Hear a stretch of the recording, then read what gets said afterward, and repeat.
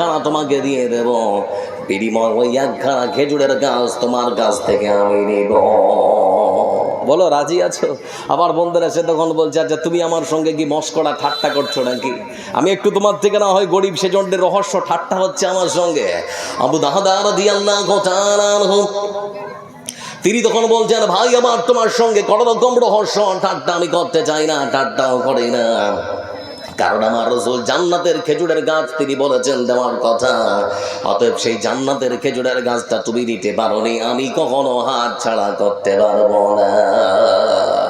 আমাকে যেমন করে হয়ে হোক জান্নাতের খেজুরের গাছটা নিতেই হবে। ঠিক সেই সময় আবু দাহদা রাদিয়াল্লাহু তাআলা আনহুর কথা শুনে রাজি হয়ে গেছে, বলে দেন তাহলে দিয়ে দিলাম। কথাবার্তা পাকাপাকি হয়ে গেল।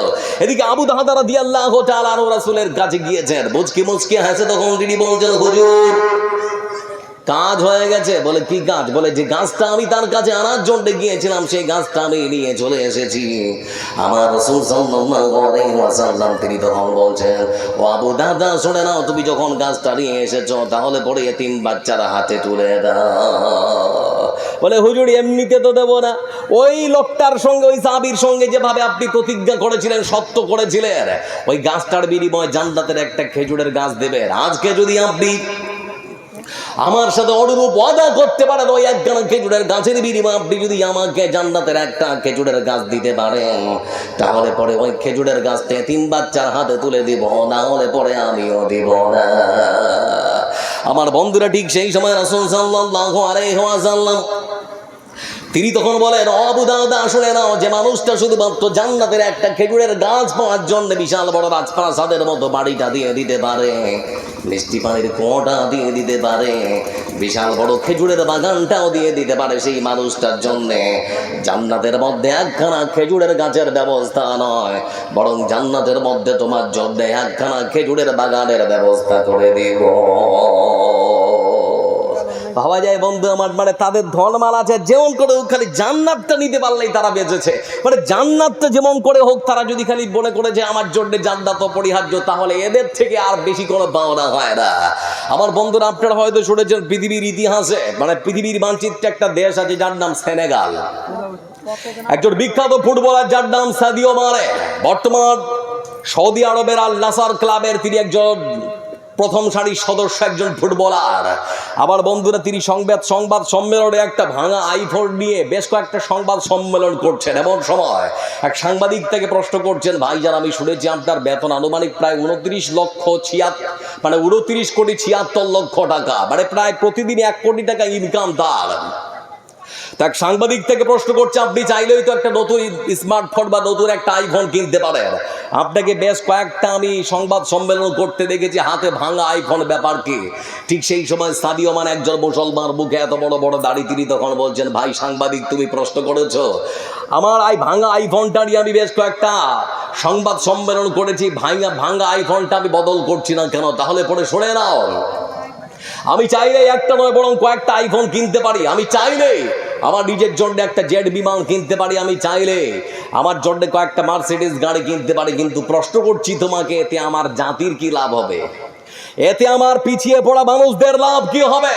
তাহলে এত টাকা আপনি করেন কি? তিনি তখন বলছেন, আমার সমস্ত যে ইনকাম তার প্রায় 3 ভাগের 2 ভাগ আমার পিছিয়ে পড়া মুসলমান জাতির জন্য, তাদের লেখাপড়ার জন্য খরচ করে দেয়।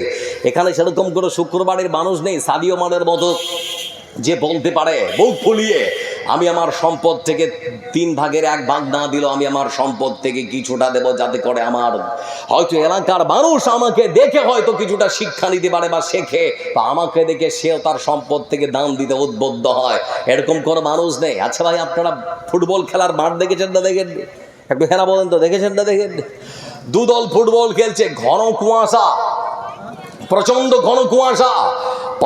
ঘন কুয়াশার কারণে রেফারি কিছুটা সময়ের জন্য খেলাটা বন্ধ করে দিয়েছে, স্তব্ধ। মাঠে গ্যালারিতে প্রচন্ড মানুষের চিৎকার, মাঝ মাঠে রেফারি বাঁশি বাজিয়ে দিয়েছে, খেলাটা কিছুক্ষণের জন্য বন্ধ করা হয়েছে, মানে খেলাটা স্তব্ধ। তো মাঝ মাঠের যে সমস্ত প্লেয়ার ছিল তারা তাদের ড্রেসিং রুমে ফিরে গেছে, কিন্তু যে গোলরক্ষক ছিল সেই গোলরক্ষক তার জীবনকে বাজি রেখে 10 জন ফুটবল প্লেয়ারের সম্মান রক্ষা করার জন্য বুক চিতিয়ে দাঁড়িয়ে আছে, গোলকিপারের দায়িত্ব পালন করছে। বেচারা শুনতে পায়নি যে বাঁশি বেজে গেছে, ও কিন্তু শুনতে পায়নি যে বাঁশি বেজে গেছে। এজন্য তার ঘন কুয়াশা যত বাড়ছে তার দায়িত্ব তত বেড়ে চলেছে। এমন সময় বন্ধু আমার তৃতীয় একজন রেফারি এসে তার কানে কানে বলছে, ভাইজান আপনার কানে আওয়াজ যায়নি? বলে কিসের? বলে রেফারি তো বাঁশি বাজিয়ে দিয়েছে, কিছু সময়ের জন্য খেলাটা বন্ধ, ঘন কুয়াশার কারণে বল দেখতে অসুবিধা হচ্ছে, সেজন্য কিছু সময়ের জন্য খেলাটা বন্ধ। যাও ড্রেসিং রুমে গিয়ে তুমি একটু আরাম করো, তোমার বাকি সব সাথীরা তো চলে গেছে, তুমি একাই কেন? ঠিক সেই সময় সেই গোলরক্ষক আক্ষেপ করে মনে মনে ভাবছিস, এটাই মনে হয় পৃথিবীর বাস্তবতা, যে 10 জন মানুষের সম্মান রক্ষা করার জন্য আমি বুক চিতিয়ে দাঁড়িয়ে আছি, তাদেরকে সম্মান রক্ষা করবো, গোল হতে দেব না। সেই 10 জন মানুষের মধ্যে একজনও কি ছিল না যে আমাকে এসে বলতে পারে, ভাই গোলরক্ষক রেফারি বাঁশি বাজিয়ে দিয়েছে, চলো আমরা একসঙ্গে ড্রেসিং রুমে গিয়ে আরাম করি? কিন্তু 10 জনের একজনে কেউ আসলো না। এজনদের স্মরণ করুন, আপনারা আপনার পরিবারে 8 জন 10 জন হয়তো মানুষ আছে, আপনার মা, আপনার স্ত্রী, আপনার পুত্র, আপনার কন্যা, আরো হয়তো কেউ আছে আপনার পরিবারের সদস্য। এই সমস্ত মানুষদের বুকে হাসি ফোটাবার জন্য দিন রাত যাত্রী হাড় ভাঙা পরিশ্রম করে চলছেন। আমার বন্ধুরা মনে করুন তো, আপনি যখন পৃথিবীর বুক থেকে পরলোক গমন করবেন, এ মানুষেরা কেউ আপনার কবরে যাওয়ার সাথী হবে না। এই মানুষেরা হয়তো 2 দিন 4 দিন আপনার জন্য কাঁদবে, তারপরে ভুলে যাবে। এটাই হচ্ছে পৃথিবীর বাস্তবতা। আমার বন্ধুদের জন্য প্রস্তুতি নিন, আল্লাহ আপনাকে ধন দিয়েছে, যেমন করে হোক এ ধনে বল দিয়ে আল্লাহর জান্নাতটা যেমন করে হোক কিনতেই হবে, কিনতেই হবে, কিনতেই হবে। বাংলা একটা প্রবাদ বাক্য আছে, যে যা ধায় সে তা পায়। এটা প্রবাদ বাক্য আছে না নেই? একটু কথা বলি, আছে না নেই? প্রবাদ বাক্য। ইমাম আহমদ ইবনে হাম্বল রাহিমাহুল্লাহ, আমার দিকে তাকান, ইমাম আহমদ ইবনে হাম্বল রাহিমাহুল্লাহ, তিনি একজন বিদ্বান, তিনি একজন ইমাম, তিনি একজন আল্লাহওয়ালা মানুষ।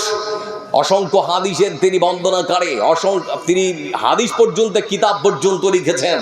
আমার বন্ধুরা এমন একজন মানুষ, এমন একজন ইমাম, তার কাজ ছিল হাদিসগুলোকে এক জায়গায় সংকলন করা। কথাও যদি শুনেছেন, শুক্রবাড়ি গ্রামের কোন এক মানুষের কাছে একটা হাদিস আছে, পায়ে হেঁটে 2 দিন 4 দিন 5 দিন 10 দিন পর্যন্ত তিনি ছুটে চলেছেন, যেমন করে হোক হাদিসটা আমাকে সংগ্রহ করতে হবে। এমনি করে বন্ধু আমার তিনি শুনতে পেয়েছেন শুক্রবার গ্রামের মতো একখানা গ্রামে একটা মানুষের কাছে একখানা হাদিস আছে। তিনি রওনা হলেন এবার সে হাদিসটা দেওয়ার জন্য। আমার বন্ধুরা চলতে চলতে চলতে চলতে চলতে চলতে শামসি হয়তো এসেছেন।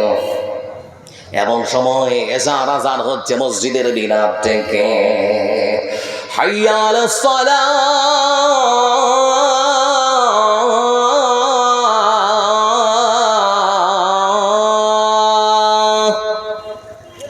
আজান তিনি যখন শুনলেন, মসজিদের মধ্যে তিনি প্রবেশ করলেন, ঠান্ডা পানিতে ওযু করলেন, নামাজে দাঁড়ালেন।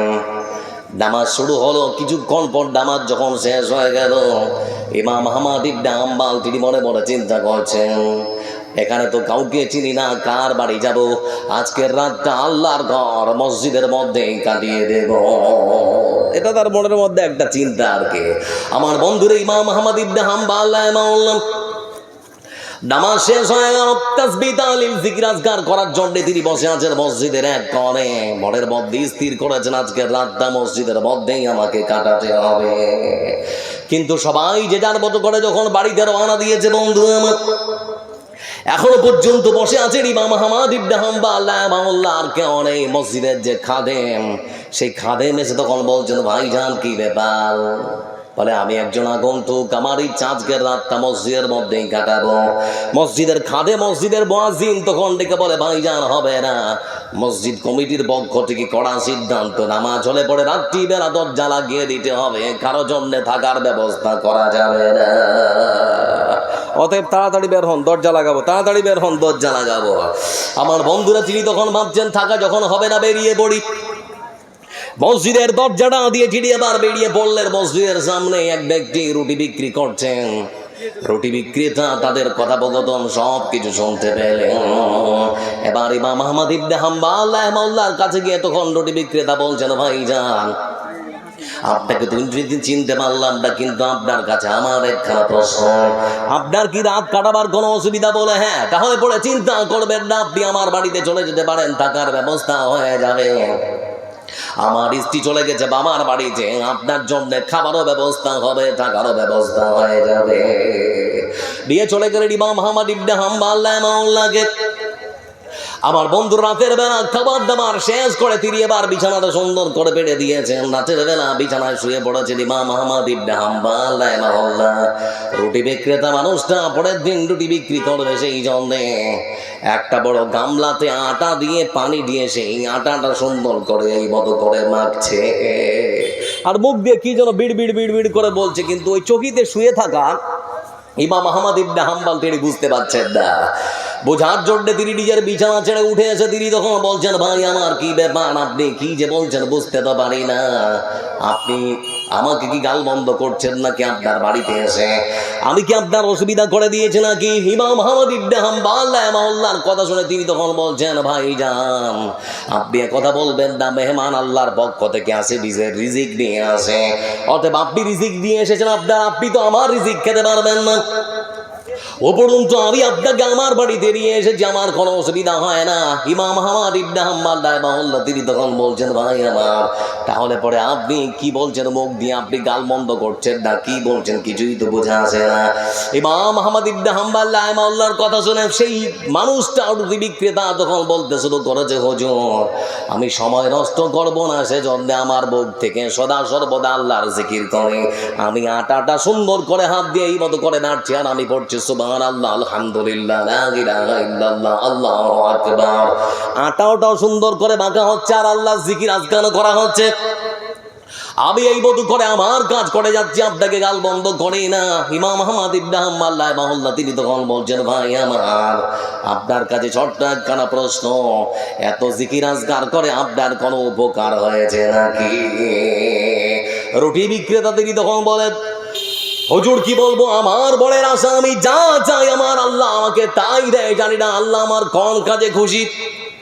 ঠিক সেই সময় ইমাম আহমদ ইবনে হাম্বল রাহিমাহুল্লাহকে ডেকে বলছেন, হুজুর আমার জীবনের সর্বশেষ একখানা আশা আছে, আমি বেশি বেশি জিকির আজকার করার পেছনে আমার আল্লাহকে বলি, রব্বুল আলামিন আমার জীবনের শেষ আশাটাও তুমি পূরণ করে দিও।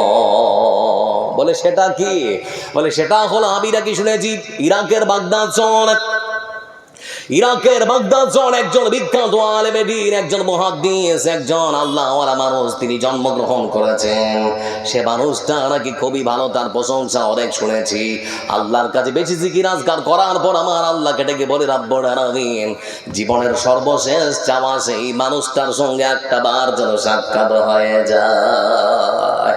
আমার বন্ধুরা ইমাম আহমদ ইবনে হাম্বল রাহিমাহুল্লাহ তিনি তখন বলেন, ভাই রে সেই দোয়াটাও তোমার আল্লাহ কবুল করে নিয়েছেন।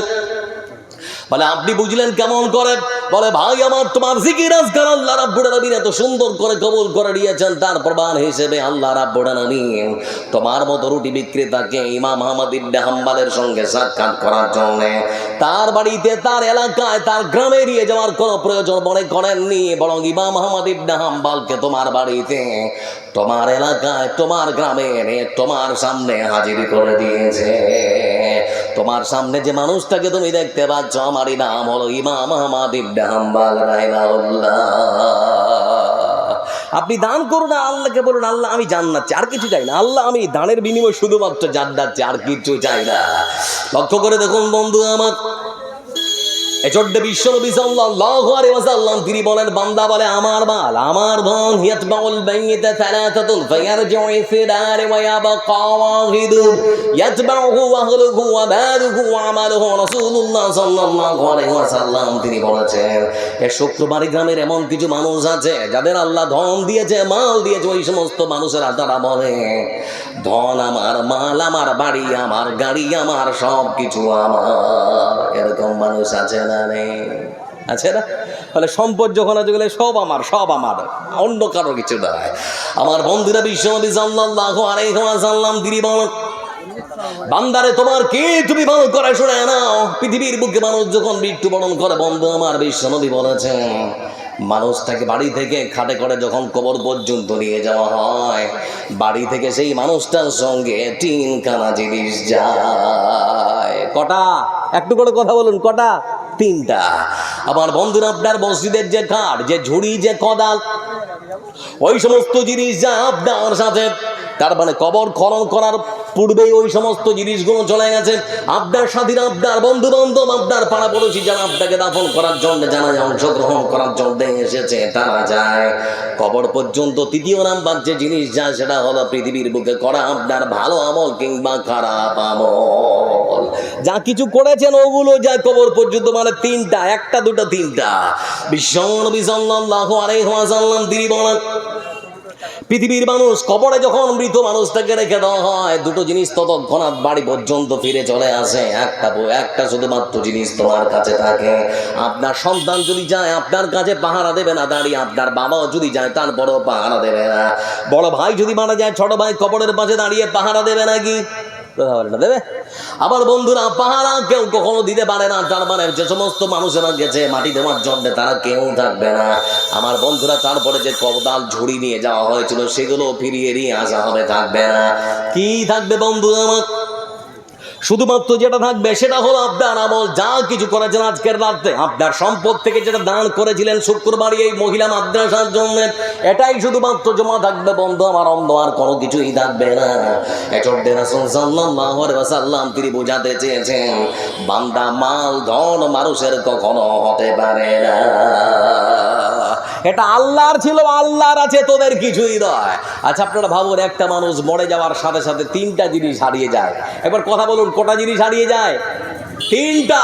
প্রথম নাম্বার নাম শেষ, 2য় নাম্বার পরিচয় শেষ, 3য় নাম্বার বন্ধু আমার যেটা, সেটা হচ্ছে মালিকানা শেষ। নাম শেষ, পরিচয় শেষ, মালিকানা শেষ। আমার বন্ধুরা, মানুষ যখন মারা যায়, আমি আব্দুল জব্বার যখন মারা যাব, আপনাদের শুক্রবারই গ্রামের কেউ যদি আমাকে একটা বার সাক্ষাৎ করার জন্য যায়, মরা মুখটা দেখতে যায়, সেদিন কেউ বলবেন আব্দুল জব্বার কোথায়, আব্দুল গাফফার কোথায়। সেদিন সমস্ত মানুষের মুখে একটাই শুধুমাত্র কথা হবে, লাশটা কোথায়, লাশটা কোথায়। আচ্ছা, মরা মানুষের নাম ধরে কেউ ডাকে? এরা বলেন, মরা মানুষের নাম ধরে কেউ ডাকে? মরা মানুষের নাম ধরে কেউ ডাকে না। আমার বন্ধুরা, নাম শেষ, পরিচয় শেষ, পরিচয় কেউ জানতে চাইবে না। মালিকানা শেষ, বাড়ির মালিকানা শেষ, গাড়ির মালিকানা শেষ, সম্পদের মালিকানা শেষ, যা কিছু আপনি অর্জন করেছিলেন সব কিছুর মালিকানা শেষ। এজন্য লক্ষ্য করে দেখুন, কথা তো অনেক ছিল কিন্তু বলার সময় নেই, সময় অতীব কম। আজকে সেজন্য আপনাদেরকে বললাম কয়েকটা আয়াত এবং হাদিস দিয়ে আপনাদেরকে বলতে বুঝাতে চাচ্ছি দান সদকার গুরুত্ব, মাহাত্ম্য, মর্যাদা। আয়াত এসেছে, সেই মাত্র সাহাবীরা আমলে পরিণত করেছেন। আজকে শুক্রবারই গ্রামের মানুষ যে কয়েকজন আছেন, আমি তো মনে করি আপনারা হয়তো ধান সেজন্য বসে আছেন। যারা অবশিষ্ট তারা হয়তো উড়ে চলে গেছে, হয় বাড়িতে না হয় রাস্তায়, তারা হয়তো ভিড় জমিয়ে আছে। কিন্তু আপনারা খুবই সৌভাগ্যবান মানুষ, এখনো পর্যন্ত এই মজলিসে আপনারা বসে আছেন। আমি দেখতে যাচ্ছি আপনাদের মতো এখানে মানুষ যারা বসে আছেন, মায়ের সুপুত্র, মায়ের বীর সন্তান। আজকের এই নবনির্মিত যে মাদ্রাসা, এই মাদ্রাসার উন্নতি গল্পে জালসা। দিনকে যদি টিকিয়ে রাখতে চান, আপনার মেয়েকে যদি আপনি সুন্দর করে গড়ে তুলতে চান, তাহলে মাদ্রাসার বিকল্প আর কি হতে পারে? এজন্য কেউ কি নেই, মায়ের সুসন্তান, বাপ আপনাকে সম্পদ ছেড়ে গেছে, ভগ দখল করছেন আপনি। সেই বাবা চলে গেছে, আজকে তাকিয়ে আছে, সেই বাবার সম্পদ ভগ দখল করছেন। একজন কেউ আছেন 5,000 টাকা দেবেন, সেরকম কেউ আছেন 1,000 টাকা করে 10 জন মানুষ দেবেন, বেশি চাইরে। আপনার সম্পদ থেকে বেশি চাইনি, সারা জীবন ধরে বৃষ্টি ঝড়ে এত টাকা করছেন কামাই।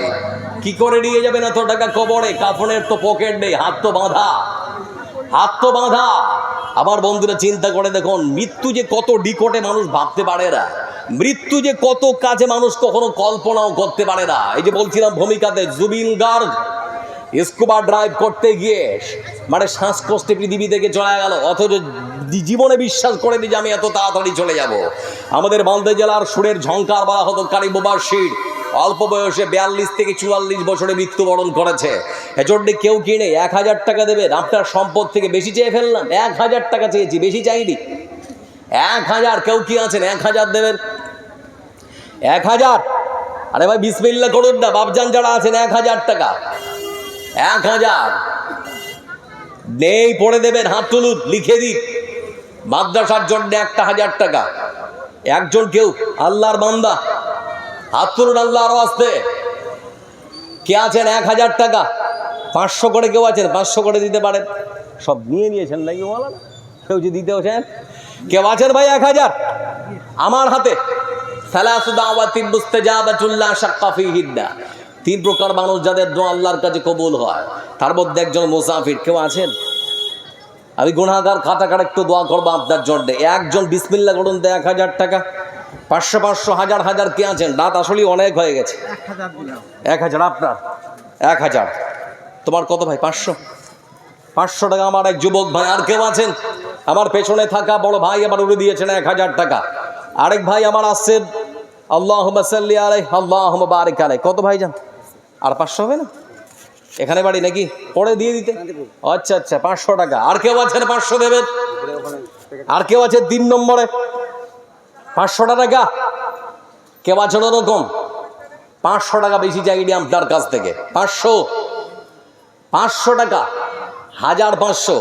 বন্ধু আমার, আপনারা দেখছেন না মানে আল্লাহ কি না চায়? মাথার একটা নাট যদি ঢিল করে দেয়, সারাদিন পাগলের মতো ঘুরে বেড়াবেন, আপনার কথাকে কেউ মূল্যায়ন করবে না। আপনার হরিশ্চন্দ্রপুর পার্শ্ববর্তী জাজল্য প্রমাণ। আপনারা দেখেছেন হয়তো, ভাইকে চেনেন। আপনাদের এই যে মানে আমার বদিরউদ্দিন ভাইকে চেনেন না? সবাই তো চেনেন কম বেশি। আমাদের কলকাতার সম্ভবত হাওড়া জেলার কোনো এক জায়গায় তিনি বক্তব্য দিতে গিয়ে তিনি এক প্রকার মানে স্ট্রোক করলেন। পিজিতে ভর্তি করা হলো, ব্রেন হ্যামারে 16 দিন পর্যন্ত পিজিতে থাকলেন। একটা সুস্থ মানুষ অল্প সময়ের মধ্যে কি না হয়ে যেতে পারে।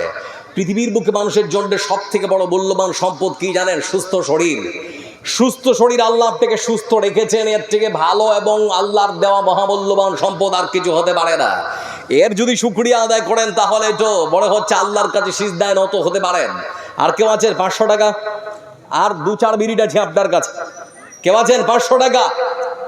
একজন কেউ? মানে 2টা হয়েছে, আর 2টা হতে 4 জন নেই, ছেড়ে দেবো। কেউ আছেন দেবেন? আমার যেদিন ফোরাবে দিন, আসবে গহীন রাতি। আমার যেদিন ফোরাবে দিন, আসবে গহীন রাতি। থেকো প্রভু এ জীবনে হয় চিরসাথী, আসবে গহীন রাতি। আমার বলে যখন কাউকে পাব না, সেদিন আমার শূন্য গিয়ায় তুমি থেকো সান্ত্বনা, তুমি থেকো সান্ত্বনা। আখির আলো নিভিবে যখন, মনে আলো দিয়ে আসবে না কেউ ঘর আধারে, একটু আলো নিয়ে। আখির আলো নিভিবে যখন, মনে আলো দিয়ে আসবে না কেউ ঘর আধারে, একটু আলো নিয়ে। সেদিন আমার, সেদিন আমার, সেদিন আমার আধার ঘরে তুমি থেকো বাতি, আসবে গহীন রাতি। আমার যেদিন ফোরাবে দিন, আসবে গহীন রাতি। এতক্ষণ ধরে আপনারা আলোচনা শুনছিলেন দান সারকার গুরুত্ব এবং তার মাহাত্ম্য সম্পর্কে। আল্লাহ আপনাদেরকে অনেক ধন দিয়েছেন, মাল দিয়েছেন। শেষ করে দেন। আল্লাহ আপনাদের অনেক ধন মাল দিয়েছেন, হয়তো অনেকেই এখনো পর্যন্ত দেননি, বঞ্চিত থেকে গেলেন। আপনাদের মাদ্রাসা এটা আপনাদের সম্পদ, এটা আপনাদের বাচ্চা তৈরি করার একটা কারখানা বলা চলে। অতএব আপনারা গোপনেও দিতে পারেন। যে টুকরোটা পড়েছিলাম, রাজুলুন তাসাদ্দাকা বিসাদাকাতিন ফাআখফাহা হাত্তা লা তা'লামা শিমালুহু মা তুনফিকু ইয়ামিনুহু, আপনারা গোপনেও দিয়ে দিতে পারেন। মাদ্রাসায় যারা দায়িত্বে আছেন তাদের হাতে তুলে দেবেন। আল্লাহ সে দানকেও গ্রহণ করবেন এবং আপনারা আল্লাহর আরশের ছায়ায় জায়গা পাবেন মর্মে রাসূল সাল্লাল্লাহু আলাইহি সাল্লামের চূড়ান্ত একখানা কথা বলেছেন যে অবশ্যই তাকে আল্লাহর আরশের ছায়ায় জায়গা দেওয়া হবে। অতএব সকলে ভালো থাকুন, সুস্থ থাকুন। আল্লাহ আপনাদের সম্পদ আল্লাহর রাস্তায় খরচ করার বেশি বেশি করে